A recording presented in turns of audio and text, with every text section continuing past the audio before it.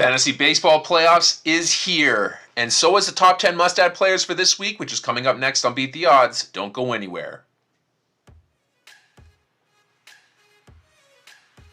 Hello sports fans, and welcome back to another episode of Beat the Odds. I've got your top 10 hottest players to pick up for Week 22 in Fantasy Baseball.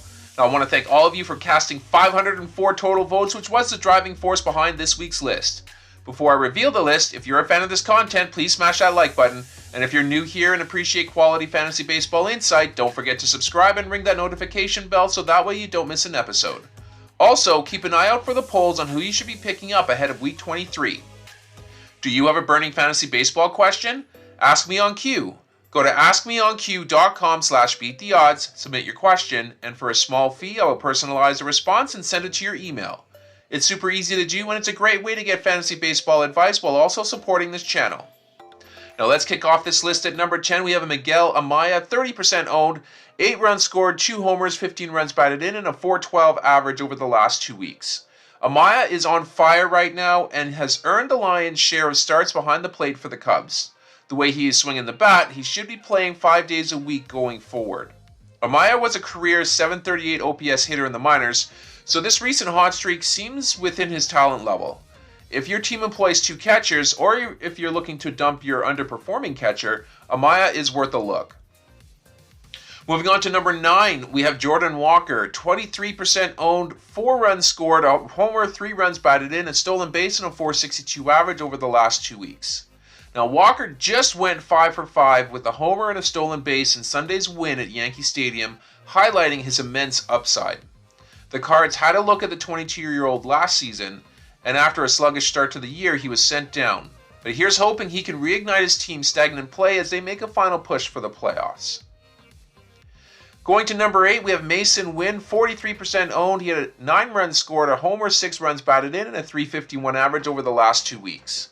Wynn has shown that he belongs atop the Cardinals lineup and would be a fixture there if he could walk a little bit more than the 6.7% of his plate appearances that he's currently walking. His elite defense should give him as much playing time as he can handle, though. He's a good bet to rack up the most plate appearances of any hitter on this list. Look to Win if you need a shortstop with a solid floor. Let's go to number 7. We have Connor Norby, 46% owned. Over the last 2 weeks, he's got 14 runs scored, 3 homers, 5 runs batted in, 2 stolen bases, and a .313 average. Coming over from the Orioles at the trade deadline, and then getting recalled on August 19th, Norby has taken over the leadoff spot after the injury to Xavier Edwards. And he's done better than most people would have imagined. He has registered an OPS north of 1,000, and has even chipped in a couple of steals to go along with it. I think Norby has earned a spot in the top third of the lineup even when Xavier Edwards returns. Let's move on to number 6. We have Michael Kopech, 60% owned. He has a win, a save, 7 strikeouts, a 1.80 ERA, and a 1.20 whip over the last 2 weeks. The Dodgers seem like they're using a closer by committee, but since they're winning a lot of close games, that's still going to be giving a lot of save chances for Michael Kopech. He has been a great source of strikeouts all season long, and he has stabilized his pitching ratio since coming over at the trade deadline. While he may not give you the most saves, he's a good bet to be the best reliever on the waiver wire. Let's go to number 5. We have Pete Crow Armstrong, 48% owned. Over the last 2 weeks, he's got 13 runs scored, 2 homers, 12 runs batted in, 3 stolen bases, and a .386 average. This man is fast. Like really, really fast. Like hitting an inside the park home run and clearing the bases in 14.08 seconds fast. PCA's 99th percentile speed contributes to his excellent fielding as well. But he still has a ways to go with the bat before he can be trusted in all circles, but he could be a really good source of runs and steals if he can get enough playing time to close out the season. Let's move on to number 4. We have Jhonkensy Noel, 60% owned. Over the last 2 weeks, he's got 11 runs scored, 4 homers, 10 runs batted in, and a .300 average. Now, how does a player who is buried deep on an organization's top prospect list make an impact in the major leagues? By sticking to what he does best, and that is absolutely mash home runs. The 23-year-old is built like a fullback and has light tower power, and although he strikes out at an unsightly rate, he boasts one of the best bat speeds in the majors.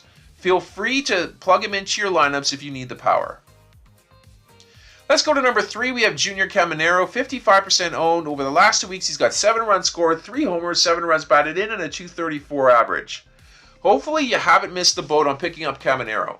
He was the #1 ranked prospect prior to his recall, and for good reason. He's a very polished hitter, and it's going to be exciting to see what his career is going to look like. You can count on the power, don't count on the speed, but more importantly, you can count on his batting eye. He's going to be a useful player to have down the stretch. Moving on to number 2, we have Spencer Arrighetti, 60% owned. Over the last 2 weeks, he's got 2 wins, 17 strikeouts, no ERA, and a .73 whip. After being one of the league's worst pitchers to start off the year, Arrighetti has just completed a month better than anyone could have imagined. He struck out 47 batters in 32 1/3 innings and has an ERA under 2 and a whip under 1. Now, we've been talking about Arrighetti for a few weeks now, and there's absolutely no reason that he should be left on the waiver wire at this point. And finally, at number 1, we have Lawrence Butler, 70% owned. Over the last 2 weeks, he's got 14 runs scored, 7 homers, 14 runs batted in, 3 stolen bases, and a .396 average. While it is true that Butler's lows will make you tempted to drop him, his highs are out of this world. After going 4 for 5 in yesterday's game, he extended his hitting streak to 11 games, in which he has hit .435 with 7 home runs and 3 stolen bases. He has been the most added player in fantasy baseball over the past week, so you may have missed your chance to get him, but he's definitely worth a look to see if he's out there. And that's going to do it here for this episode. I hope you guys enjoyed it. If you did, please leave a like on the video and, of course, subscribe to the channel for more content like this. I am going to sign off for now, but I will catch you guys on the next episode.